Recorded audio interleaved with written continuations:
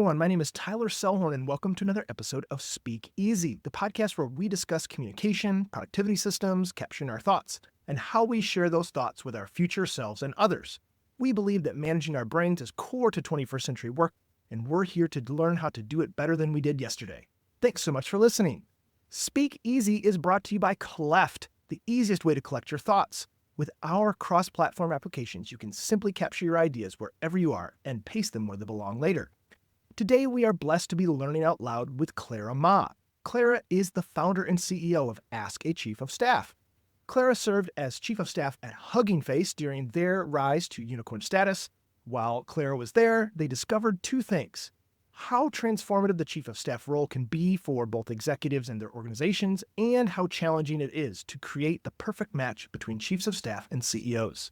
That's why Clara founded Ask a Chief of Staff. Ask a Chief of Staff is now the leading platform connecting high-profile executives with exceptional Chiefs of Staff, drawing from their elite community of over 400 members worldwide. Clara, thanks for allowing us to capture your thoughts today. We're curious to learn from you and your experience and the experience of the Ask a Chief of Staff community members. Please tell us, how do we stay in lockstep with our closest collaborators? How do Chiefs of Staff stay in contact with their principals? How can we build communication cadences like the best CEOs and Chiefs of Staff do? How do we build the communication cadences that serve us and our professional relationships well? Perfect. Well, thank you so much. I'm so glad that we're talking about this question today because I think that communication between a chief of staff and their principal is first and foremost the most important thing that you can do to establish a great relationship between these two partners. Communication is key when it comes to talking about what priorities are, about what you need to be looking forward to in the next week, month, quarter. And most importantly, it's such a crucial aspect of building trust between a principal and chief of staff. So I know you touched on a couple of different questions. I want to try to answer as many of them as I can throughout this conversation. But when it comes to communication, consistency is key. And I know as a fellow content creator, you probably have heard this a million times, right? Consistency is key. You have to do it often. You have to practice the skill set. And it's the same thing when it comes to communication between two people. You can't just have a conversation and say, okay, great, we're communicating with each other. Like, let's just do this for the rest of our time together. Really, it's about having a conversation, dissecting what made it a great conversation and what made it not so great conversation, and then practicing the things that make it great over and over again.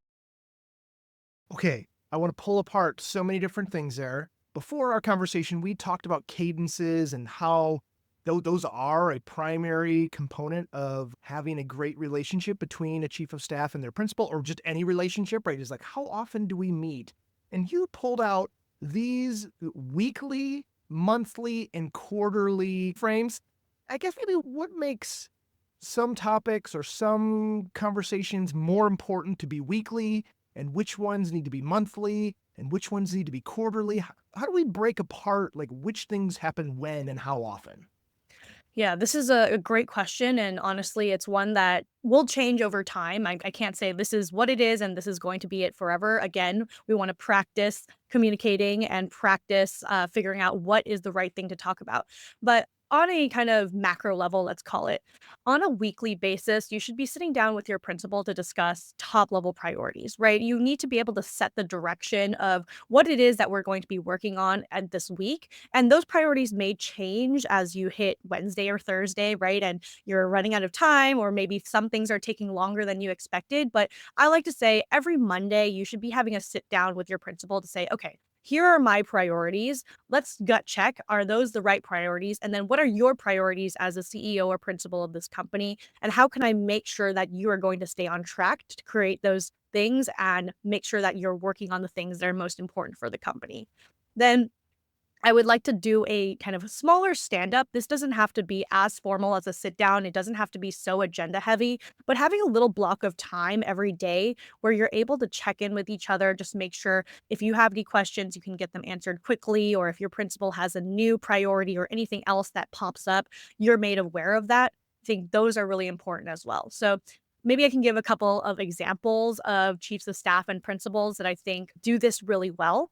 One pairing I know, they actually work fully remotely. One of them is in New York, the chief of staff, and the CEO is actually in San Francisco. So obviously they're working with a pretty big time difference, but they make it work really well by having a standing biking meeting. So what I mean by that is that the chief of staff gets up a little bit earlier, right? Naturally, they're on EST.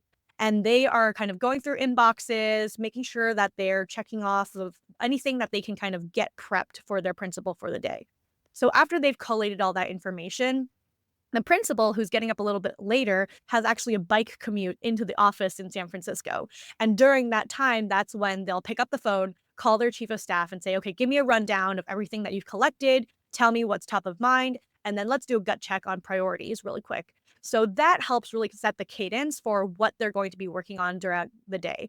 So that'll happen on a Monday. Then every weekday after that, they will have that same biking meeting check in to make sure that things are on track and things are moving forward at the pace that they are. And again, because they're getting new information every day at the end of day, at the beginning of day, that's a really great place where they can check in with each other and make sure that they're still working on the same operating cadence. So that's one example I really love.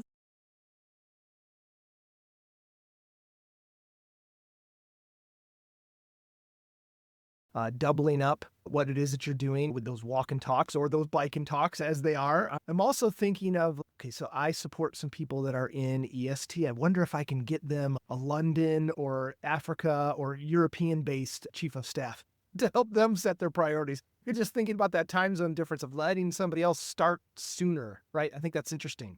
Yeah, I really love that idea. And as a chief of staff, right, your day is naturally filled with a lot of meetings, a lot of checkpoints with different teams. And so I actually think there is sort of an advantage to being a couple hours ahead of your principal because you have a little bit more of that downtime, if you will, in the morning to get your day in order, get focused, and things like that. So maybe a bit of a hack for anybody who is looking to start their day with an agenda. I'll even give myself as an example. My EA is also based in the Philippines, so she is many hours ahead of me. And I think the magic of us working together is that I wake up and there's already a bunch of stuff done. And then when I'm logged on a little later in the day, I'm able to kind of collate, synthesize my thoughts for her so that when I'm asleep, she's reviewing those things and then she's kind of getting the day started. So I think there's an interesting kind of time hack that you can do with the different time zones if your team is located in different places. Uh, you know, Previous podcast, huge fan of distributed working styles. I used to host the remote show for We Work Remotely. And yeah, it turns out that the sun doesn't shine on every time zone at the same time. It like goes around all the time. So it's really interesting to see you and teams that you're supporting really like allowing the work to follow the sun and to be able to like have those handoffs be effective for people that are closer, like that New York to SF kind of split, or even 12-hour splits like EST to PHT, right? The Philippines is as hard as it gets in terms of time zone splits. Yeah. Shout out to the teams that are able to like say, you know what? It's the results, it's the work, and it mostly is inside of a screen for us. So where you are is less important than just being able to work well together, even though it's across distance. Absolutely. Okay, you talked about that weekly and daily thing. How do we get into that monthly, quarterly space? Like, what does that look like? Which things go in a weekly or that daily stand-up piece, or versus something that belongs in a monthly or quarterly cadence? Yeah. So I would say that the daily stuff is the most urgent, right? What are things that need to get done immediately? Then, as you zoom out on your monthly or your quarterly, those are your longer term projects or your longer initiatives. So I would say on a monthly cadence, you want to be giving a pretty detailed update on the overall health of the company. So this might be like an OKR check-in, right? Making sure that the KPIs that you set at the beginning of the quarter are being met, maybe doing a red, yellow, green, right? Are things on track, things not on track? And those are good checkpoints for your then quarterly cadences of strategic planning, of figuring out what comes the next quarter. So when it comes to the chief of staff and principal dynamic specifically, from that monthly cadence, you really want to do an overhaul gut check of how the company is moving. Maybe this includes prepping for an all hands or maybe a town hall, right? Or getting department wide updates from your marketing team, your sales team, making sure that everybody is on a good kind of like green health, if you will. And that's where those kinds of priorities will come in. On a quarterly basis, of course, you're doing retrospectives on the previous quarter, you're doing planning ahead for the next one. And then for this particular dynamic, I really recommend doing a career check in as well. I think a quarterly basis is really great for chiefs of staff and principals looking to figure out, okay, where is this relationship going? And is there opportunity to expand the scope or maybe even narrow the scope if there's too many things going on?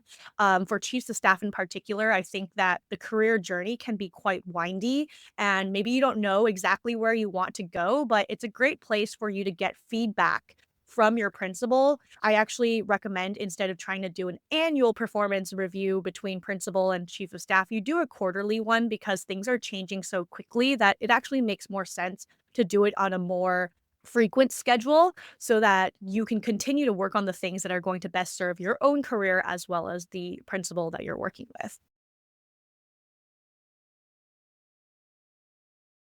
That cadence conversation in that space for chiefs of staff. Like you've been a chief of staff, you're supporting chiefs of staff.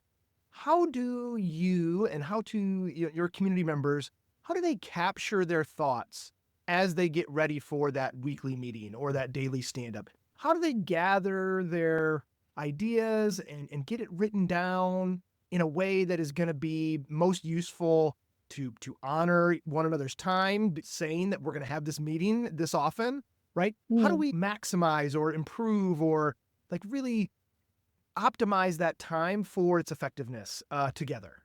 Yeah, this is a great question as well. And I think ultimately comes down to each of your reading preferences. How do you like to absorb information, right? So there are some principal and chief of staff pairings that I know love a pre read.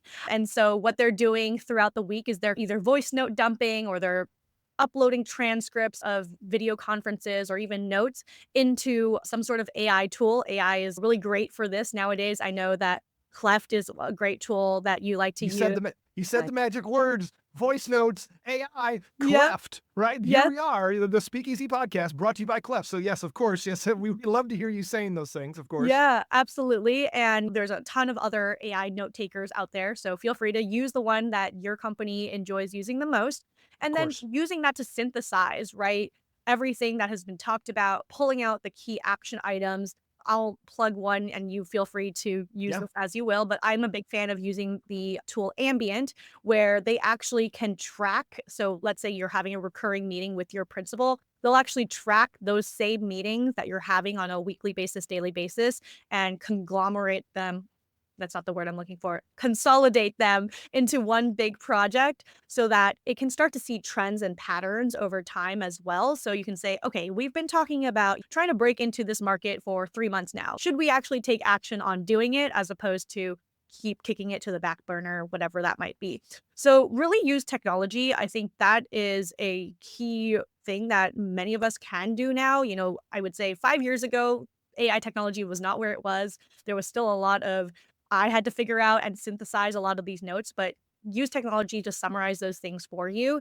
And then using that, if it's a pre read that your principal likes, or maybe a voice memo that they like, however you can best deliver it to them in a way that they are actually going to take the time to listen, to read, and get the information that they need so that when you are meeting live, you can actually take action, make decisions, and talk about strategies as opposed to recapping whatever it is that you had already talked about before.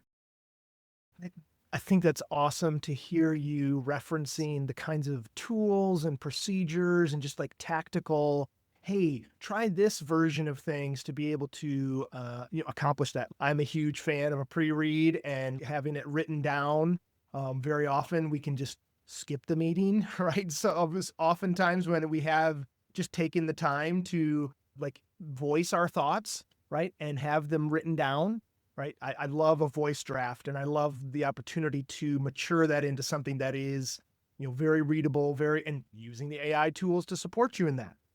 I guess maybe the other thing that I want to ask, what other kinds of productivity systems do you see yourself using in collaboration with others or chiefs of staff that have been sharing back, hey, I did this version and it would work really great for this. What are some of those things that you've seen be really effective with your chiefs of staff and their principals? So I have a couple of tools that I love using. I'm a big Notion user. I think Notion is such a great hub for keeping everything together. It's a great hub for wikis, for playbooks, things that you discuss often. And I know Notion also has AI features now where they can help summarize meetings and create agendas. So Mhm. whatever documentation software you like to use, I would say pick one and stick with it. Make sure everybody is on it. It's organizational wide, not some people using Google Docs, some people using Notion, other people using Coda. I think that truly is the death of productivity and efficiency, is like everybody on a different tool where you have to learn different things. So pick one. And I think as a chief of staff, you are that kind of change management person who can introduce a technology into your company and make sure everybody is on it. Another great tool that I like to use is honestly pen and paper. I think that there is something about having a very tactile. Yes, you have one exactly So in front for of for for you. the for the audio listeners, the fleeting thoughts that I'm having as I'm listening to Clara, like I'm capturing those with pen and paper myself. So hard agree with being analog as well as digital enabled. Yep, exactly. Just having something that's tactile, right? And as you write it down, there have been studies that show when you write something down, you are more likely to remember it. And also, a very it's one of the few times I think that we have in our workdays nowadays where you can't be distracted. When you're writing on a piece of paper, you are using your eyes, you are using touch, you are using your senses to really understand what it is that you are writing down, and you can't get a notification pop up right on that piece of paper. So I think that having something like that is so important as well. And I had one more that I wanted to share that I'm completely blanking on. So give me a second to Sure, sure. You're good. churn it back out. Productivity tools.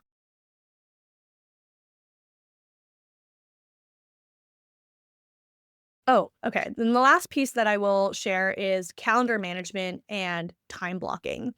I think that in today's world, like I mentioned, we get Slack notifications, we get text messages, we get pop ups on our computer screen telling us when our next meeting is.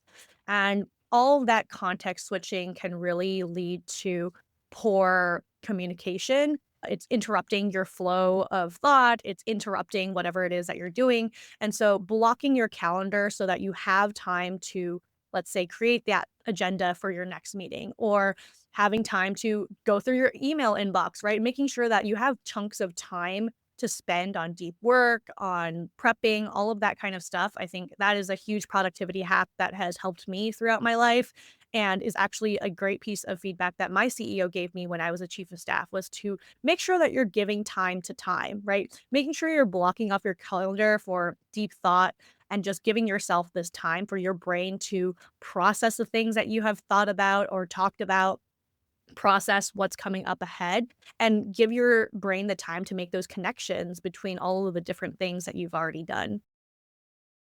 You just for myself, right? I'm reflecting. I use time blocking, and when you said the magic words of taking the time to reflect and to think about and process, maybe this is not a secret to the listener, but I like to talk. I'm a podcaster. Obviously, Cleft naturally fits in with me and my preferred modes of thinking. I don't think I've blocked time yet for just thinking aloud. I've done things like taking walks with Cleft and getting my thoughts out that way, but I don't know that that's always been like an ad hoc. I just need to do this right now rather than putting a time block to it. But I think I'm going to take that one away. I guess maybe that's the other thing that I'm hearing you say with using the pen and paper, thinking about the change management associated with which tools and which things are we're going to be choosing as a group. I wonder if you how you think about like location changing, right? So you're a chief of staff. Let's use our example of that New York based person that is assisting somebody in Pacific time. And I guess maybe I'm wondering, how do we deal with moving spaces for ourselves to do different things, right? Because we're on the phone for that biking meeting, right? But then there's other times when on a video conference. There's other times where we're with our pen and paper. I I'm wondering, are there ways that we can build routines that assist our brains in that way? What have you seen be effective in terms of setting up that calendar, doing that time blocking? What things go where in our calendar, and how do we do that also with associated with locations? You think about that in calendaring and stuff too. Mhm. What are you seeing be effective in those ways? Yeah, I think location is a very important part of your workday. And I know many of us work from home. Maybe some of us go into a co working space. Maybe some of us have an office. And I think it's really important to figure out which of those spaces is most conducive to what kinds of thinking.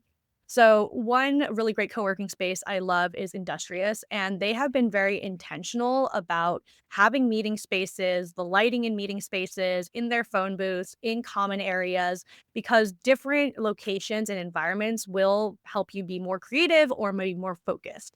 So for me, I work mostly from home. So I think it's really important for me to have a specific desk setup that I know this is my workspace versus I really try not to work from bed as much as I love doing it. But I know that if I do that, my bed brain will creep in and say, okay, you're in your place of rest. So we're going to start shutting down some of the deeper thinking thoughts, if you will, and that is not going to help me if I need to put together a strategy doc. Versus then conversely, it also messes up when I try to go to bed and then my bed brain is last time you were here in this location, you were trying to do deep work. So now you're going to start spiraling and thinking about that. So having setups that are helpful for whatever mode you need to be in, I think is very important. I mean, there's even studies that show that if you are going to take a test, you want to go and practice in the space that you're going to take the test because it's going to help with your recall the best. So, take that study into mind as you are setting up your spaces. If you work from home, right, and you're like, I only have this one desk space, figure out if you can try to change up some of the environment. So you mentioned taking a walk with Cleft, right? So maybe during your deep thinking time, it is an outside or an outdoor activity, or you're going to the gym and you're walking on the treadmill, whatever that might be. And I am a big proponent of setting up meetings that are phone call meetings as opposed to sitting on Zoom all day long, right? Yes, it's important to talk to people, see them, and and see their body language. But at the same time, if you can make it a phone call meeting and you're both walking outside, can change up your thought process a little bit and your brain processes so that you can be a little bit more creative. Maybe you're getting a change of scenery, something else can inspire you and help you not be distracted, right, by the clutter that might be around your house or the next load of laundry you have to do. Just get out of that space so that you can have a different kind of focus on the conversations that you're having. That makes a lot of sense. I guess I'm inviting you to conclude here with this kind of before, during, and after kind of like comparison. I know that you are somebody that works on continuous improvement. Like that's even a thing that you've done inside of organizations. You brought up OKRs and KPIs and like thinking about how to move the numbers in the direction that we want them to move. It's fun to hear you with other guests. Shout out to Sarah and her OKR verbal processing that we talked about earlier on the podcast. But I guess maybe I'm curious to hear you talk about what has it been like for you before when you think about communication, and what is it like for you right now, and then what is it you think maybe is an opportunity for you to grow in the future. Give us that kind of like before, during, and after sort of breakdown. Sure thing. So before I would say I thought conversation and communication would happen naturally. I just thought, hey, look, like we're all people, we know how to talk to each other. If I just say what's on my mind, it will turn into a great outcome. And I made it very ad hoc. I would say like my meetings were not great because they were not outcome oriented. It was very much let's hop on the call and see what happens. And when you do that, you will get a very honest depiction of maybe what that person is thinking, but you won't get a very focused depiction of what is happening. So I really realized that coming into a meeting, it doesn't have to be a heavy agenda, but it needs to be an outcome oriented meeting where you have some sort of decision or something that you want to get out of this meeting. And that's the best reason to have a meeting. If you're doing a status update as a meeting, why are you doing the status update, right? What are you ultimately trying to accomplish? It's not just telling people this is good, this is bad, but ultimately it's to make a decision on something or drive something forward. So I would say my before, very loosey goosey, very kind of see what happens. And I would say, learned a lot from that in my career. Nowadays, I really try to focus on having a little bit of buffer time in between meetings, whether that's starting every meeting 5 minutes after the hour so that I have that built-in buffer time, or going with the 20-minute, 25-minute meeting as opposed to a 30-minute meeting, 50-minute meetings instead of 1 hour. And I find that gives me enough time to really kind of process what happened prior in the previous meeting and then go into the new one again, trying to really figure out what that outcome is. And ideally, I have the outcome of the meeting ahead of time before I even step into the day. So I think that's one way to really improve communication is to make it very clear why we are discussing something. One more thing I will say is that prior, I would hop on Slack and ask someone, "Hey, can we talk?" And that would stress everybody out, right? That's like, "Oh my gosh, what do we want to talk about?" Especially as I moved into a chief of staff role, the power and authority that I had was much scarier than, when we were peers working together. So instead of doing that, I try to make it very clear that if I want to have a 5-minute phone call with somebody or call a kind of impromptu meeting, I make it very clear what it is that we're going to talk about. Do you have 5 minutes to discuss this particular decision that we made so that we can move forward on this? Do you have 5 minutes to talk about why our agenda here is not aligned to whatever it is so that somebody is not feeling panicked about what it is that we're going to talk about and they can also prepare ahead of time so that we can make this meeting the most effective as possible. In the after state, what I'm currently working on right now is leading into discomfort a little bit more. I think that as a chief of staff, you are leading a lot with soft power, right? You're influencing without authority, which means that you are constantly reading people and trying to make them feel as comfortable as possible to share their vulnerabilities, share their discomforts. Now that I'm in a CEO position, I think that it's important to share those vulnerabilities of yourself and lean into the discomfort of sometimes saying, I don't know. What do you think? And truly mean that, right? Not in a patronizing way, but understanding where your limitations are and feeling okay with sitting in the discomfort of not knowing something or having a really difficult conversation. More so now than ever, I have to be able to give my teammates feedback that may not be comfortable, but I know ultimately is better for their development and for the company as a whole. But some of those conversations can be really uncomfortable to have. And so, how can I use language that is effective but still comforting? How can I make sure that what I'm trying to convey is not just completely sandwiched in between what I call the compliment sandwich, right? You're giving good feedback and then you're putting the negative feedback, but then you're ending it with good feedback, which in theory sounds good, but sometimes overlooks the kind of constructive criticism that you're trying to give. So that's something that I'm working on. I'm hoping my communication there can be better in the future so that I can feel a little bit more comfortable with discomfort, which I know is kind of a bit of an ironic back and forth and a little bit of circular loop here. But I do think leaning into that is going to make me both a better leader and communicator. Well, I want to say thank you very much, Clara, for inviting us into the discomfort of becoming more intentional and more explicit with our requests, and even just choosing to express things with a vulnerability that says, "Oh, this yet." And maybe you do, or we'll figure it out together. I think that's so interesting to hear you reflecting and growing and continuing to improve. Just that's what we're trying to do here. We're trying to do it better than we did yesterday. And we just want to say thank you so much for speaking your mind and allowing us to collect your thoughts. And yeah, I'm definitely going to be taking away some things here from this conversation. Thanks, Clara. Absolutely. Thank you again for having me, Tyler.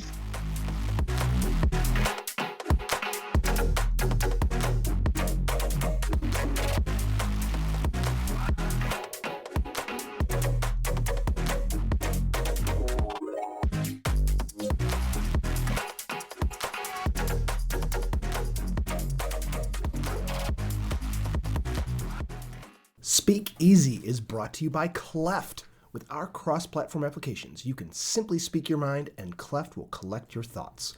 Cleft enables you to process verbally wherever you are and send your best bits later. Check us out at cleftnotes.com. That's CLEFTNOTES.com.